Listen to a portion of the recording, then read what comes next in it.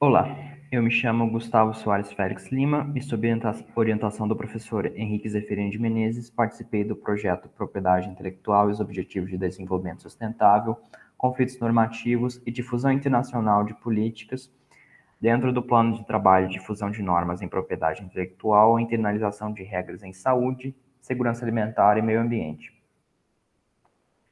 Este plano de trabalho dialoga com 2 dos 17 ODS, Objetivos de Desenvolvimento Sustentável da ONU, o ODS número 3, Saúde de Qualidade, e o ODS número 9, Indústria, Inovação e Infraestrutura. Sabemos que a inovação tecnológica está na base do desenvolvimento econômico e da elevação do bem-estar social. Os direitos de propriedade intelectual foram pensados para estimular a inovação. O Acordo TRIPS estabeleceu um padrão mínimo internacional de proteção à propriedade intelectual e, desde então, os acordos de livre comércio negociados por Estados Unidos, União Europeia, Associação Europeia de Livre Comércio e seus parceiros comerciais colocaram em risco o equilíbrio que deveria existir entre direitos exclusivos e compartilhamento de conhecimento para fins sociais. Este é um tema amplo e, devido à oportunidade de cooperação acadêmica com pesquisadores de outras instituições, nos concentramos nas regras em saúde, mais especificamente nos dados de testes farmacêuticos.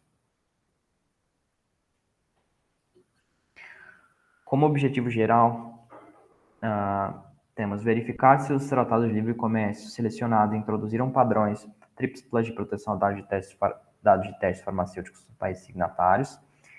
E os objetivos específicos, primeiro, discutir os efeitos da difusão internacional de normas em propriedade intelectual. Segundo, compilar os tratados de livre comércio negociados por Estados Unidos, União Europeia e Associação Europeia de Livre Comércio com parceiros comerciais. Analisar as cláusulas sobre proteção a dados de testes presentes nesses tratados de livre comércio e examinar a internalização das regras contidas nesses tratados.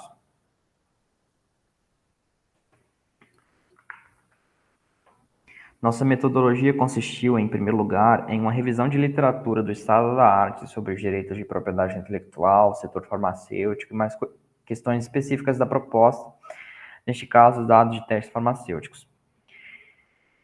Pesquisa qualitativa se deu da seguinte maneira: selecionamos 14 acordos de livre comércio, identificamos neles cláusulas de proteção a dados de testes.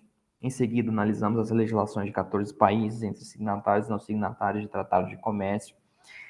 Depois, selecionamos e analisamos relatórios dos Estados Unidos e da União Europeia acerca do compliance dos países às normas internacionais de proteção à propriedade intelectual. Para cada etapa, foram produzidos planilhas Excel, que compõem um banco de dados, e relatórios textuais.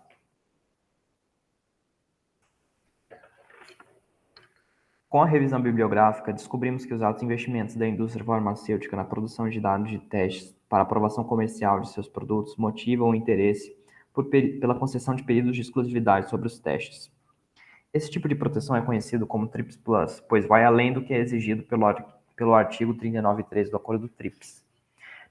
Na pesquisa empírica, descobrimos que 12 dos 14 acordos analisados trazem padrão TRIPS Plus de proteção a dados de testes. Nos países cujas legislações nacionais foram analisadas, com exceção da Rússia e da China, apenas signatários de tratados de livre comércio concedem esse padrão TRIPS Plus.